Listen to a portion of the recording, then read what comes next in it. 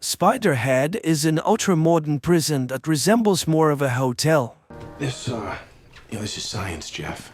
We're making the world a better place. In this facility, inmates live under a more relaxed regime, have the right to take walks, interact with each other, and have the opportunity to reduce their sentences and receive bonuses. But it all comes at a price. Spiderhead carries out medical trials, and not all of them are harmless. To be fair, it must be said that all experiments are voluntary, and each inmate has the right to refuse and return to a standard cell in another prison. Ray, one of the inmates, sits in a chair in front of a mirrored window, and Steve announces the start of the experiment by injecting a substance into Ray's bloodstream.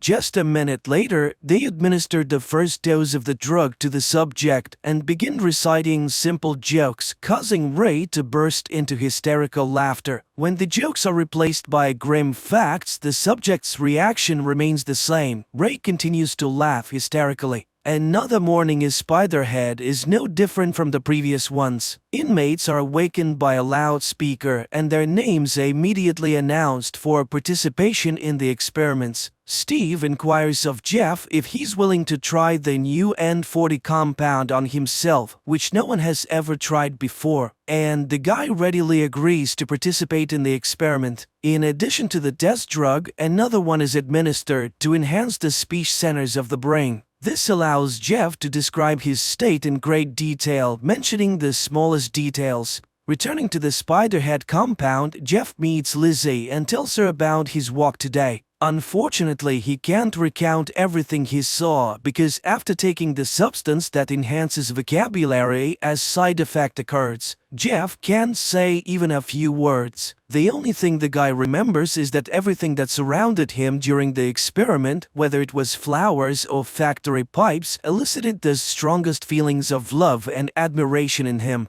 In the evening, while sitting in bed, Jeff recalls how he ended up in prison. He and his friend decided to go for a joyride at the party, and the intoxicated Jeff took the wheel. The next day, the N40 trials, now called Cupid, continue, but this time Jeff is not alone. Heather, a bold girl who changes her mind about her partner after just a few seconds of drug administration, is invited to join him. The couple's conversation lasts only a few seconds before they cannot resist and engage in intimacy. They don't care that they're being observed and filmed, as the substance completely disconnects their minds from their internal barriers. The process concludes with the young people confessing their love for each other, which delights Steve, and he instructs his partner Mark to closely monitor the subjects to see how they behave when the effects of the substance wear off. The couple feels awkward after what happened and tries not to talk to anyone about it. Jeff continues to spend his free time with Lizzy, not telling her about what happened during the experiments, and he avoids encounters with Heather. The next day, they administered the same Cupid to Jeff, but this time in a double dose, and instead of Heather, an older woman is in the room, whom sober Jeff looks at with disgust. However, as soon as the substance enters his bloodstream, he engages in love with her. After this experiment, Jeff asks Mark to remove him from the kitchen where they work together with Lizzy because he feels uncomfortable continuing to interact with his girlfriend. Steve brings Jeff into the laboratory, but this time he is on the other side of the glass. Steve shows Jeff that both of his previous partners are in the experiment room. The supervisor offers Jeff the choice of which girl he is willing to administer the substance that induces intense fear and pain to, but Jeff cannot choose. He is indifferent to both of the girls and he cannot wish harm upon them.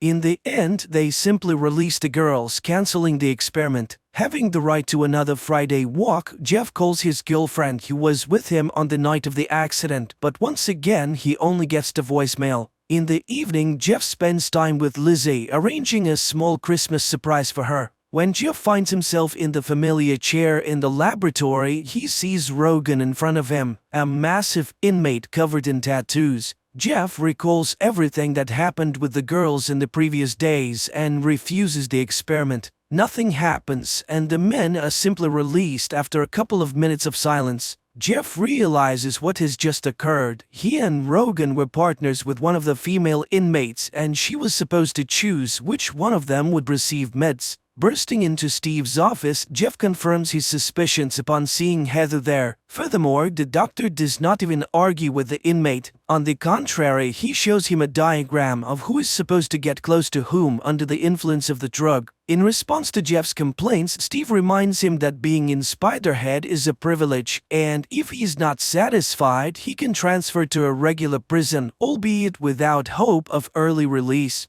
Understanding the hint, the next time Jeff sits calmly in the same room as Rogan without any hysterics. Steve sends Mark on a weekend break, advising his friend to enjoy his time on the mainland. Steve himself decides to take the Cupid to experience the ecstasy he had only seen in his subjects before. The experiments continue, and Steve warns Jeff that they will have to administer dark influx to the girls, as a certain committee demands the purity of the experiment. Jeff tries to explain that he does not wish for anyone to experience the effects of this substance regardless of his feelings for the girls. However, Steve remains adamant and reminds Jeff of all the privileges that he enjoys by cooperating with them. Not wanting to go back to a regular prison, Jeff agrees to administer dark influx to Heather. Heather begins to cry and panic, but the management calmly records the data, listening to Jeff's comments, which did not contain any hint of romantic feelings. The experiment's goal is achieved and Steve plans to conclude it, but an error occurs and Heather goes out of control. She gets hold of a sharp object and frees herself from the torment caused by the dark influx. While Steve and Mark are busy with Heather, Jeff notices the lost keys belonging to the supervisor and finds a notebook with records of upcoming experiments and a lottery ticket with the same numbers as the names of the meds being administered. Seeing that Steve is no longer behind the glass, Jeff manages to lock the safe and toss the keys back so that the doctor does not realize that his secret is exposed. Steve warns Mark that if anyone finds out about what happened to Heather and he has to answer for it, he will drag everyone who participated in the experiment down with him. Lizzy participates in the experiments for the first time, and the first thing they administer to her is dark influx. After experiencing it, she meets with Jeff in a secluded place and shares her feelings with him. Lizzy confesses that she's not sure if Spiderhead is better than a regular prison with the strictest regime. In turn, Jeff also opens up to his girlfriend and confesses that on the night of the accident there was not only his friend in the car but also his beloved girlfriend who did not survive the ride. That's why he willingly undergoes the trials on himself, hoping to somehow atone for his guilt. The candid conversation between the two of them leads to them spending the night together. Steve quickly deduces the close relationship between his wards and decides to use this connection for his own purposes. When Jeff arrives for the next experiment, he learns that today he must either agree to administer dark influx to Lizzy or leave Spiderhead. Jeff refuses, but the doctor gives him a chance to postpone the experiment until the morning. When he meets the defiant young man again, he is armed with Lizzy's personal file. It turns out that the crime for which the girl is serving time is so terrifying for her that no amount of dark influx can make it worse.